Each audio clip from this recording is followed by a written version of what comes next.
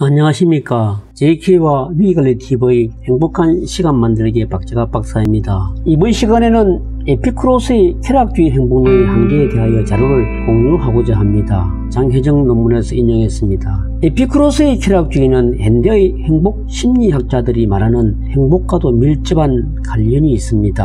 에피쿠로스가 내세우는 고통의 부재로서 쾌락이나 마음의 평정과 자기 만족은 자기 만족으로서의 행복을 강조하는 현대의 주관주의적 행복 심리학과 상통합니다.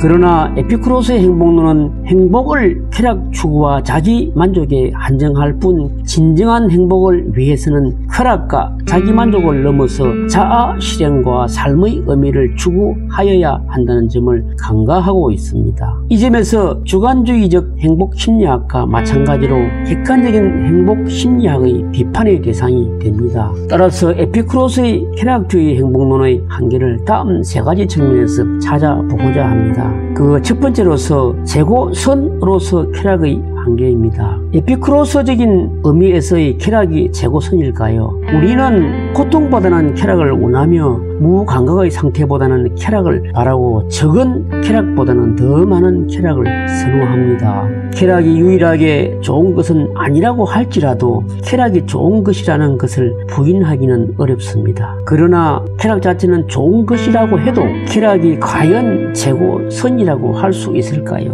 에피쿠로스조차도 쾌락 자체는 좋은 것이지만 이런저런 쾌락이 만들어내는 대상은 여러가지 쾌락을 흐리게 될 수 있다고 인정하고 있습니다. 즉, 쾌락을 낳는 원천에는 좋은 것도 나쁜 것도 있으며 또 쾌락이 가져오는 결과에도 좋은 것과 나쁜 것이 있습니다. 좋은 활동에 고유한 쾌락은 좋은 쾌락이지만 좋지 못한 활동에 고유한 쾌락은 나쁘기 때문에 쾌락은 재선이 될 수 없다는 아리스토텔레스의 말은 이런 맥락에서 경청할 만한 가치가 있습니다. 따라서 재고선은 쾌락이 아니라 행복이라고 보는 것이 타당할 것입니다.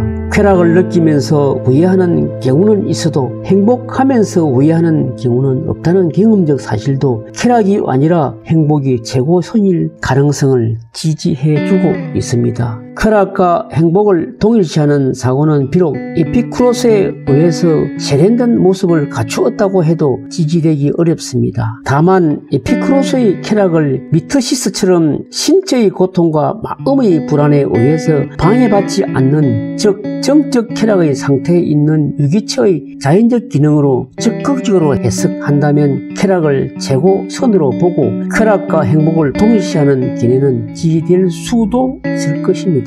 그러나 그것은 단지 언어적으로만 쾌락을 재고선으로 보는 것일 뿐 실제로는 행복을 재고선으로 보는 것일 것입니다. 두 번째로서 개인주의적 쾌락주의 행복론의 한계입니다. 에피쿠로스의 쾌락주의는 개인주의적입니다. 에피쿠로스는 전체를 위한다는 미명 아래 개인의 삶을 희생하는 것을 거부했습니다. 오직 한 번뿐인 우리의 삶에서 개인이 자기 자신의 삶에 충실하지 못하고 자기 밖의 일에 얽매여 살아야 한다는 것은 에피쿠로스의 입장에서는 받아들일 수 없는 일이었습니다. 에피쿠로스는 문명과 대중으로부터 언둔하거나 멀리하는 것을 행복의 조건으로 보았습니다. 그런데 문제는 개인과 전체가 불화 속에 있을 때 생기게 됩니다. 어차피 개인은 세계 속에 살 수밖에 없으며 개인과 전체의 불안은 개인의 삶에 직접적으로 부정적인 영향을 미치게 됩니다. 그러니까 에피쿠로스의 철학은 개인에게 할 수 있는 한 세상의 일 따위는 잊어버리고 자기 자신의 행복을 추구하는 것을 권유하는 철학인 것입니다. 그것은 정치적 야망에 불타고 명예를 위해 살고 죽는 사람이 아니라 정원에 핀 한 송이 꽃의 아름다움에 탐닉하는 사람을 위한 철학인 것입니다. 에피쿠로스가 바라는 것은 오직 하나, 서로 고통을 주지도 않고 받지도 않는 것뿐이었습니다. 법은 지혜롭고 양심적인 사람들이 악한 사람들에 의해 피해를 입히거나 고통을 당하지 않도록 하기 위해서 소극적인 방어수단으로서만 필요할 뿐이라 삶이라고 했습니다. 따라서 어쩔 수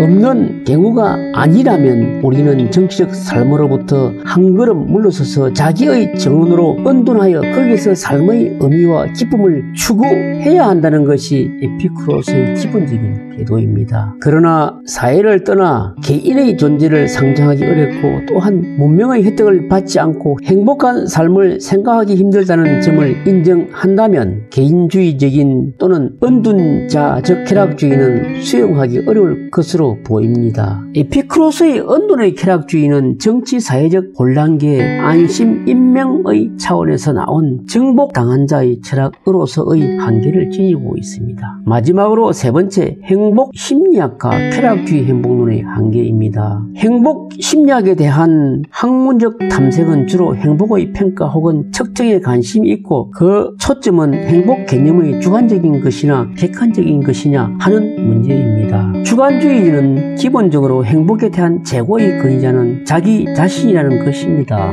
반면 객관주의는 행복의 본질을 가치론적으로 탐하려는 본질주의와 인간의 기본적 욕구의 패턴을 규정하려는 욕구 이론에서 잘 드러납니다. 즉, 객관적 행복론자들이 보기에 행복에 대한 자기 평가는 진정성과 자율성 문제를 가질 수 있기 때문에 적합하지 않다고 주장하고 있습니다. 주관주의와 객관주의를 동시에 고려하는 복합적 행복 개념은 만족, 복리, 존엄성을 행복의 구성요소로 보고 있습니다. 이것은 행복의 평가는 개인의 만족감뿐만 아니라 경제, 사회적 조건, 그리고 도덕성 문제까지도 고려해야 한다는 점을 강조하고 있습니다. 행복의 가치는 개인적 판단의 산물이라고 보는 주관주의 행복론은 쾌락주의자와 비슷합니다. 무엇보다도 주관주의는 주체 자신이 가치롭다고 생각하기만 하면 그것이 무엇이든 상관없다는 행복론입니다. 이처럼 행복의 개념이 다의적이고 혼란스럽지만 행복이 즐겁고 만족스러운 상태인 것을 부인할 사람은 아무도 없습니다. 현대 심리학에서 행복에 대한 세 가지 접근 방법으로 쾌락주의 접근 방법인 주관적 안정감과 정신 건강적 접근 방법인 정신 건강 혹은 자아 실현적 행복 이론, 삶의 의미 접근 방법인 삶의 의미로서의 행복 이론을 제시하고 있습니다. 에피쿠로스의 쾌락주의는 주관적 안정감의 측면에서 밀접한 관련을 가진다고 볼 수 있습니다. 하지만 에피쿠로스는 행복을 쾌락주의에 한정할 뿐 진정한 행복을 위해서는 쾌락을 넘어서 자아 실현이나 삶의 의미를 구현할 필요가 있다는 사실에 주목하지 못하였습니다. 현대 행복 심리학의 조류인 자아 실현적 행복 이론과 삶의 의미로서 행복 이론은 에피쿠로스 행복론의 한계를 보여준다고 하겠습니다. 진정한 행복 추구는 자기 만족과 더불어 합리적인 인생 계획을 통한 총체적 자아의 실현에서 오는 지속적인 경험으로 보는 것이 올바를 것입니다. 감사합니다. 오늘도 같이 하여 주셔서 대단히